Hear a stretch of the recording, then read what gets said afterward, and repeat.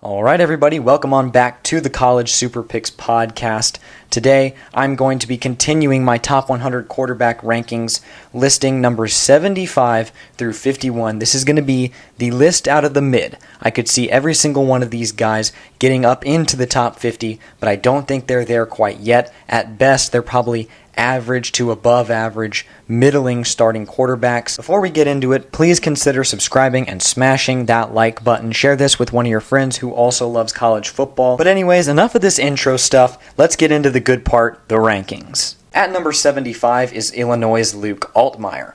Altmaier has a year of starting under his belt, and it was with the Fighting Illini last season, where he started 9 games, threw for 1,800 yards, 13 touchdowns, and 10 picks, which was a rough stat line, but I do expect a little bit of a jump from him. He was a good prospect when he first committed to Ole Miss, didn't get to show much of his talent when he sat on the bench there, so he decided to transfer to a Big Ten West school like Illinois. Obviously, the offense isn't too great out there. Overall, Altmaier still can tap into some of that potential he had back when he was a prospect at Ole Miss, or he could continue to go downhill for a Big Ten offense that has struggled over the past few seasons. Early on in last season, the Indiana Hoosiers benched former Tennessee 4-star Taven Jackson, who at the time had 2 passing touchdowns to 5 interceptions, and they started Brendan Sorsby. Sorsby ended the year with 15 touchdowns and 5 interceptions, a 57% completion percentage, and over 200 yards on the ground. So a little bit of a mixed bag, some good, some bad from Sorsby last year with the Hoosiers. Now he's transferring to Cincinnati, where the offensive production around him shouldn't get much better. He still could have a good year. Like,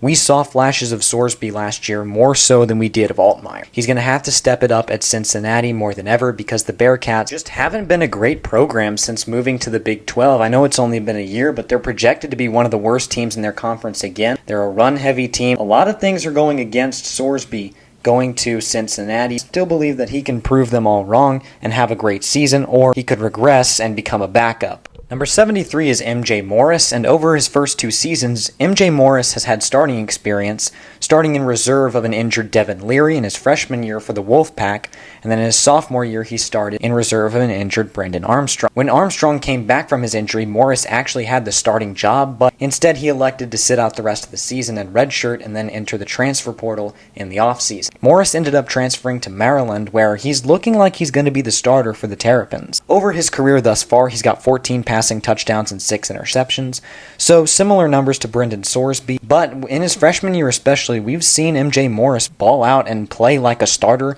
and I don't know if we've seen that quite out of these other guys just yet. So I'm going to give him the benefit of the doubt and put him here in the top 75.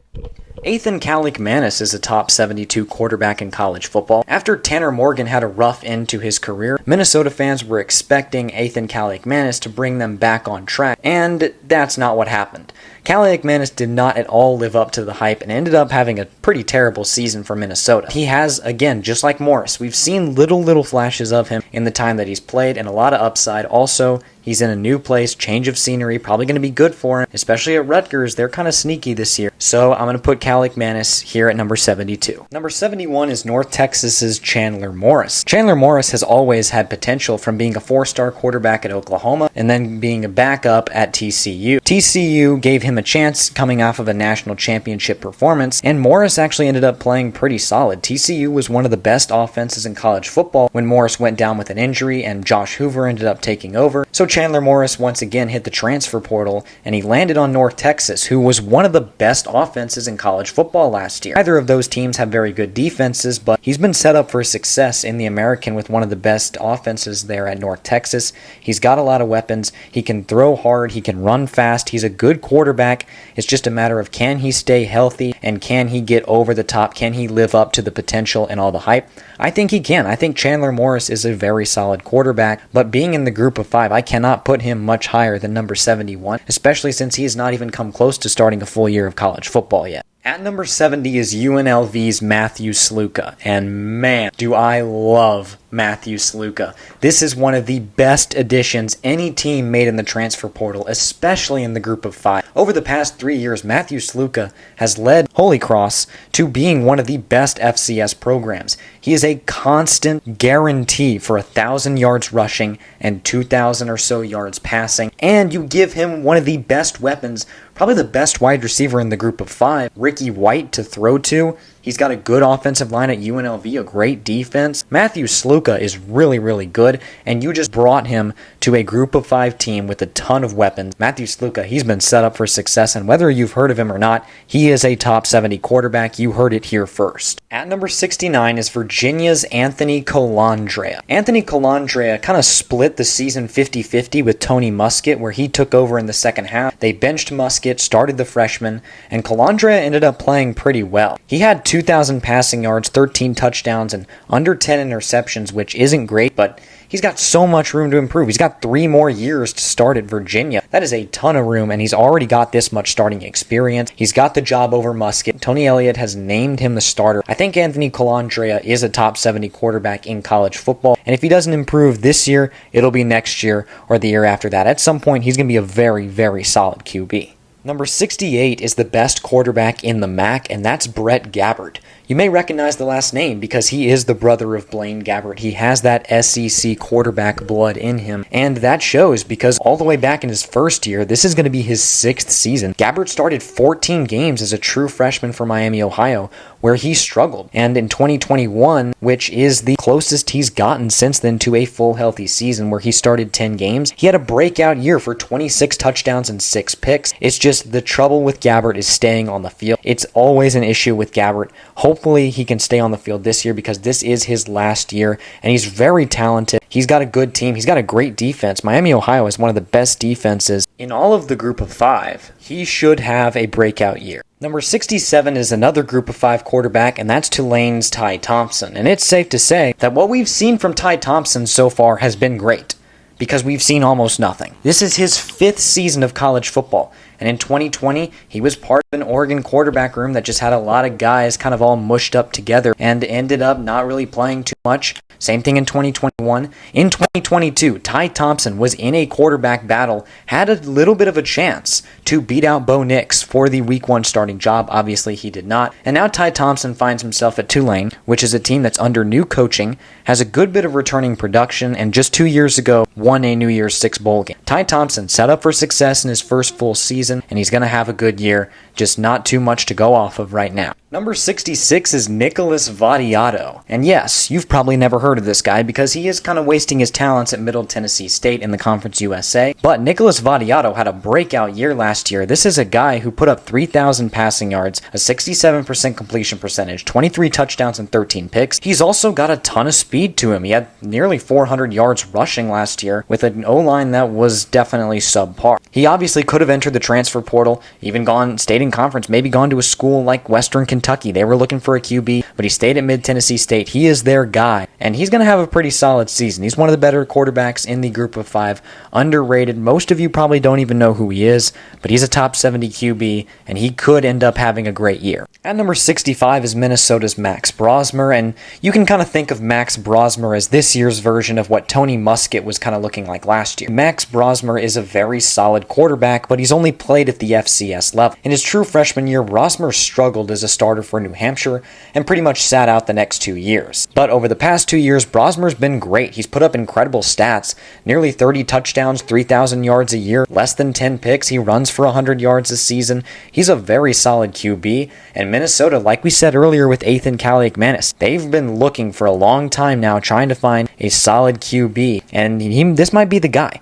Max Brosmer has a ton of experience. He's a veteran presence, a low ceiling, high floor kind of guy. Might just be the type of player that Minnesota needs. Number 64 is TCU's Josh Hoover, who we also mentioned early on in this episode. Josh Hoover continued Chandler Morris's trend and leading TCU to several victories by a pretty decent margin of points, but pretty much a lot of close losses. This TCU offense was not the problem last year, and Josh Hoover certainly wasn't the problem. Hoover put up a very solid year, starting in the second half in reserve of Chandler Morris, and now has the starting job. It was looking like maybe Ken Seals from Vanderbilt, who has a lot more experience, was going to come in and take his job, but no, it's going to be Josh Hoover for the next several seasons for TCU. He's going to be a solid QB. He might jump into the top 50 this year. They've got a good offense, a decent bit of returning guys, and some young guys to get excited about, Josh Hoover being one of them. Number 63 is Baron Morton, the starter for the Texas Tech Red Raiders, and though Morton has spent well over a season's worth of time as their starter, this is actually his first time where he has been the preseason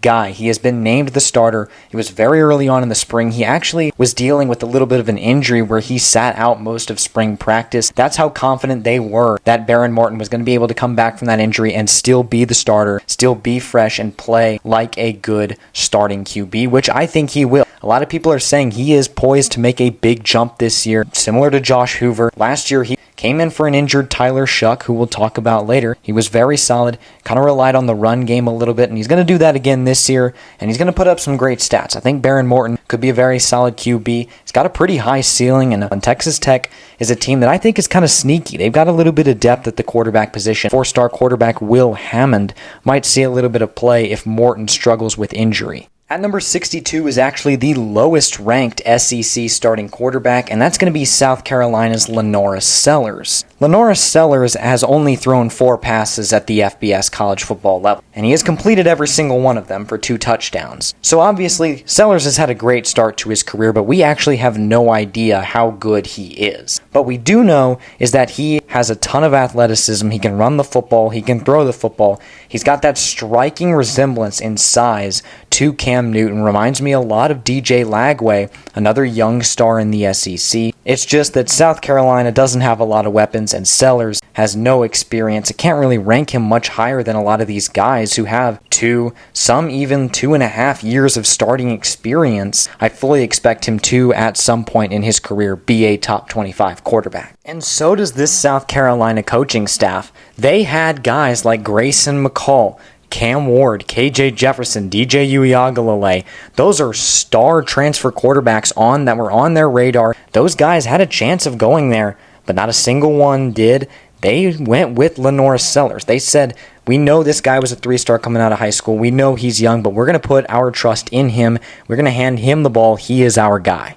At number 61 is a familiar face, and that's North Carolina's new quarterback, Max Johnson. We last saw Max Johnson start a full season with LSU in 2021, where he actually put up very solid numbers. Since then, he's played for my Texas A&M Aggies and been on the bench and dealt with a few injuries. He is still a very solid quarterback. The left-hander doesn't have to do much at North Carolina. They have a very good running back in Amari and Hampton and a very easy schedule. Despite being out of the SEC for the first time in his career, Max Johnson has been set up for success in his final year of college football. Arkansas's Taylon Green is at number 60, and though he is new to the Power 4, he has had success at the college football level. With Boise State in his redshirt freshman year, the 6'6" scrambler broke out for 24 total touchdowns starting the second half of the year for the Broncos. He earned all freshman honors, and going into the last season was one of the best quarterbacks in the Mountain West. However, he was slumping for most of his sophomore campaign and didn't put up the same stats he did in 2022. Now it's a change of scenery, and he's at Arkansas playing against much tougher competition, but also has some decent weapons around him. I think Green will have a bounce back year in 2024. Alan Bowman is back for what feels like his 80th year of college football, and he's returning with the Oklahoma State Cowboys. The Cowboys had a lot of success down the stretch last year after getting blown out by South Alabama to start their season. They actually clawed their way back to the Big 12 championship, though most of that success was because of Ollie Gordon. Alan Bowman ended up throwing for 3,000 yards and having what was by far the best season of his career. And considering he's been in college football for so long, realistically, he can't get much better than he already is. But as long as he continues to do what he's been doing, Oklahoma State will continue to be a powerhouse in the Big 12 as long as Alan Bowman can stay healthy, which he has done. It was an issue for him a few years back, but since joining Oklahoma State, he hasn't had any problems with that. He continues to be solid, and I have to rank him inside my top 60 because of that. At number 58 is one of the best stories of this past season, and that's Arkansas State's Jaylen Rer. Rer was unranked as a prospect and only had offers from Navy, Air Force, Army, the Citadel, and Miami of Ohio before deciding on Arkansas State. Rer was buried on the depth chart behind former Power 5 players, but ended up starting because of injuries and became one of the best dual-threat quarterbacks in the group of 5. I'm really high on Jaylen Rer, and at some point I see him transferring to a Power 5 school. For now, he is going to be turning heads for another year in the Sun Belt. He can run, he can throw, he's super young, and he's got a lot of room to improve. This was one of the biggest diamonds in the rough out of last year's recruiting class, and Arkansas State is going to have a great year because of this guy right here. Hudson Card got his first full year of starting last year at Purdue and was average at best. Card had put up really underrated numbers as a backup at Texas and was actually ranked inside my top 50 a year ago. However, he underperformed with fewer weapons at Purdue, but I do expect him to make a jump right back up to where he once was. He's a very talented player, it's just Purdue is a very slacking team, especially on the offensive side of the football, but I do think he is a top 60 quarterback and is capable of being up there in the top 50. It'll just be interesting to see how he gets there. Tyler Shuck is another player who's been in college football forever, but it doesn't quite feel like it because he's always injured. Over his seasons with Oregon and Texas Tech, he's never played over 7 games and never thrown for over about 1,500 yards. When he does play, he's pretty solid and was an undefeated 5-0 through his first 2 years at Texas Tech. Shuck has always had potential and has always played well. It's just been a matter of can he stay healthy, and the answer has been no up to this point. He's at his 3rd stop with Louisville, and hopefully things will change because they have had great quarterback play over the past few seasons, and with Shuck's talent, this should continue. At number 55 is Peyton Thorne for the Auburn Tigers, who you definitely remember from the 2021 Michigan State Spartans team, where he threw for 3,200 yards, 27 touchdowns, and just 10 picks. Since then, Thorne has dealt with a little bit of injury and just wasn't great at Auburn last season. However, we did see a new element of his game, and that was the running game, where he ran for 515 yards last year after having never ran for over 200 prior in his career. He's hoping to return to that 2021 form in his final season, and for the Tigers' sake, hopefully he does that because they've been kind of in the dumps over the past few seasons, having barely made a bowl game in both 2021 and 2023, and they missed out in 2022. They're usually a pretty solid program, and if there's a guy to bring them back to glory, it's going to be Peyton Thorne. Blake Shapen is one spot higher than I had him last year, and since coming out of that 2021 Big 12 championship game where he had all kinds of hype surrounding him, Shapen has been disappointing just like the rest of that Baylor team. However, now he's in the SEC for Mississippi State and could have a decent year, as we've seen Will Rogers ball out there for several years now. However, they're under a new scheme, new head coaching. They are still very much in a rebuilding phase, and I think Blake Shapen is just another system quarterback that's going to be a part of that. I do think he could have the best year of his career for sure, as last year he did improve upon his 2022 campaign, and I think he'll do so again this season, and that's why I've got him just outside the top 50. At number 53 is Boston College's Thomas Castellanos, and in his first year starting with the team, Castellanos, outside of Jaden Daniels of course, was one of the most electric playmakers with his legs in all of college football. Forget about the throwing stats because they weren't too great, but Castellanos was elite on the ground and was by far Boston College's leading rusher, and I expect him to do that again this year. He could have a breakout year. At some point the passing stats are going to come around. He's another underrated guy that some people have a lot of hype around him and others just don't think he's ever going to pan out, but he's young. He's a decent prospect in the AACC, could transfer to a bigger school this offseason depending on how well he does. At number 52 is going to be Chandler Rogers from California. Chandler Rogers, after what was an okay year at UL Monroe in his first season starting, went to North Texas where he put up some of the best stats in all of college football in that high-powered mean green offense. Rogers threw for 300 plus yards, ran for a ton of touchdowns, really had no holes in his game, but now he's transferring to Cal. They're moving conferences,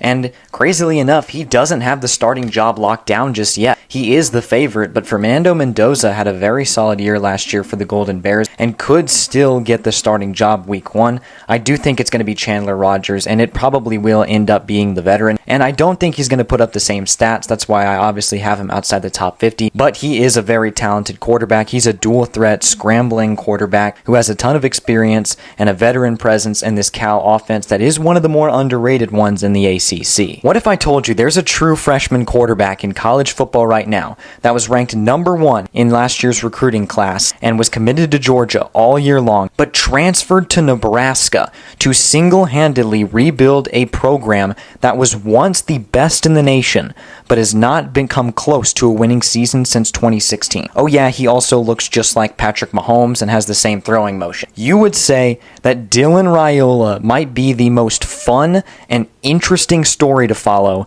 this season. Raiola is the heart and soul of this Nebraska offense, and even though he hasn't even set foot on a field during a game yet, he is going to be the star of the show for the Cornhuskers. Being a true freshman, I can't rank him much higher than here at number 51. He is going to do big things, and he is going to be a star, but we don't know when he will break out. Nebraska has been in a rebuild for so long, and last year, they might have had the worst quarterback play in all of college football, especially in the Big Ten. Dylan Raiola, though, he could change that. He might be the next big guy, and he is a great way to end off this list.